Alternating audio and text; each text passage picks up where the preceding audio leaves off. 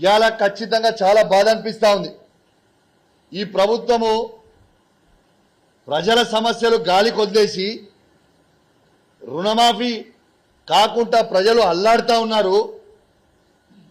ఇలా రుణమాఫీ నా హుజరాబాద్ నియోజకవర్గంలో ఈ రైతాంగానికి కేవలం ఒక 40% మాత్రమే అయింది. 60% మందికి ఇంకా రుణమాఫీ కాలేదు. నేను వచ్చేటప్పుడు కేసీఆర్ గారు కట్టించిన రైతు వేదికలలో విపరీతమైన జనం ఉన్నారు. ఏందే మీరు ఇక్కడ ఇంతమంది ఉన్నారంటే, సార్ ఇంకా మాకు రుణమాఫీ కాలేదు, ఏమనంటే ముఖ్యమంత్రి గారు మేము మొత్తం చేసినామని చెప్తున్నారు అని చెప్తా ఉన్నారు. చాలా బాధ అనిపిస్తా ఉంది. వాస్తవంగా బ్యాంకర్స్ మీటింగ్ పెట్టినప్పుడు ముఖ్యమంత్రి గారికి 49,000 కోట్ల రైతు రుణమాఫీ చేయాలని ఆ రోజు బ్యాంకర్లు మొత్తం చెప్పిర్రు. దాన్ని కటింగ్ చేసి 40,000 కోట్లని పార్లమెంట్ ఎలక్షన్లలో అసెంబ్లీ ఎలక్షన్లలో చెప్పిండ్రు. మళ్ళా అది అయిపోయిన తర్వాత 31,000 కోట్లు అని చెప్పిర్రు. మళ్ళా బడ్జెట్లో పెట్టింది 26,000 కోట్లు. మళ్ళా యాక్చువల్ రుణమాఫీ చేసింది 17,000 కోట్లు. ఆ 17,000 కోట్లు చేసిర్రా లేకుంటే చేయలేదా అనేది కూడా అనుమానం కలుగుతా ఉంది. మళ్ళా బ్యాంకర్స్తో మీటింగ్ పెట్టుకున్నప్పుడు ఆర్థిక శాఖ మంత్రి గారు బట్టి విక్రమార్క గారు ఏమంటారు, 7,500 కోట్లు మాత్రమే రిలీజ్ చేసినామంటారు. అరే అసలు ప్రజలని ఎందుకు ఇట్లా అబద్ధాలు ఆడుతుర్రు? ఏం చేయాలనుకుంటుర్రు? రైతులకి రుణమాఫీ ఎందుకు చేస్తలేరు? మీ మాటనే కదా, మీరు చెప్పిందే కదా, ఏకకాలంలో రుణమాఫీ చేస్తామని చెప్పింది మీరే కదా. మరి ఇవాళ దాకా మీరు రుణమాఫీ ఎందుకు చేయలేదు?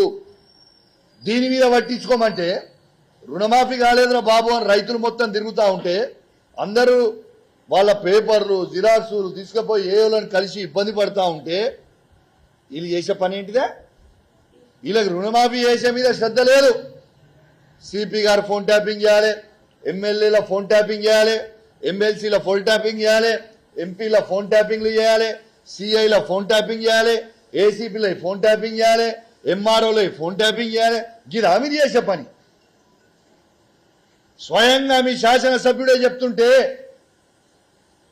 ఒక మంత్రి గారి ఇంట్లో కూర్చొని ఇంట్లో నిలుసొని మీరు చెప్పుతుంటే ప్రజలకి మీరు ఏం మెసేజ్ పంపుతున్నారు?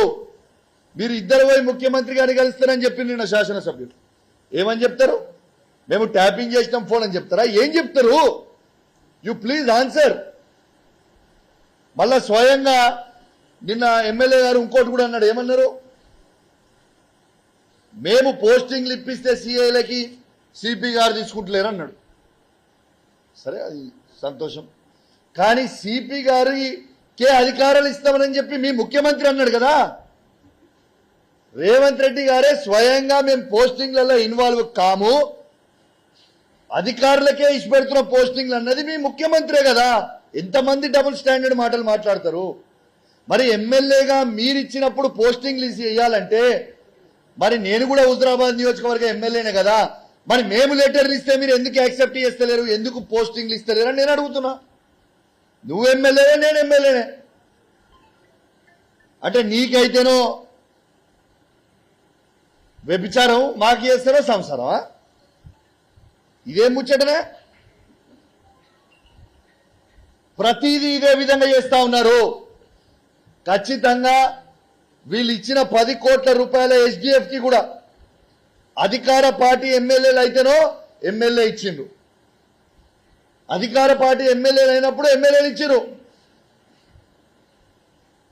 ఎక్కడైతే వాళ్ళకి ఎమ్మెల్యే లేరో వాళ్ళ నియోజకవర్గం సంబంధించిన వాళ్ళు ఎవరైతే ఓడిపోయి ఉన్నారో ప్రజలు తిరస్కరించిన వాళ్ళతోనో వాళ్ళతోనో పెట్టిస్తా ఉన్నారు ఈ రాష్ట్రంలో మొత్తము.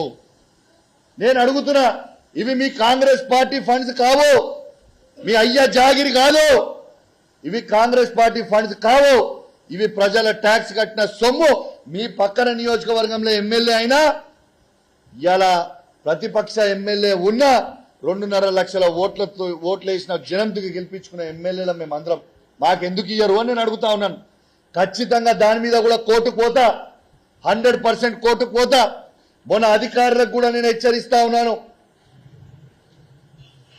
దయచేసి తస్మా జాగ్రత్త. మొన్న కోర్టుకి పోయినాం, బాజాబ్తు కోర్టులో ఆర్డర్ క్లియర్ గా ఇచ్చిర్రు, శాసనసభ్యుడు లేకుంటే స్థానికంగా ఉన్న మున్సిపల్ చైర్మన్ కౌన్సిలర్లో సర్పంచ్లో ఎంపీపీలో జెడ్పీటీసీలతో కలిసి చెక్కులు ఇవ్వండి అని చెప్పిండు. చెక్కులు ఇవ్వమని చెప్పిర్రు. తెలంగాణ మొత్తము ఓడిపోయినోడు వస్తాడు, చెక్కులు వంచుతాడు. మీరు పబ్లిక్ ఆల్రెడీ మిమ్మల్ని తిరస్కరించారు కదా, ఇంకా సిగ్గు అనిపిస్తలేదా? మీరు ఓడిపోయి ఉండి కూడా మీకు సిగ్గు లేకుండా ఇంకా కూడా కొంచెమైనా చీమిరి రెత్తిరి రక్తం ఉండాలి కదా. ఓడిపోయినోడు ఎట్లిస్తాడు? మొత్తము తెలంగాణ రాష్ట్రంలో ఈ పరిపాలన దరిద్రంగా జరుగుతూ ఉంది. వెంటనే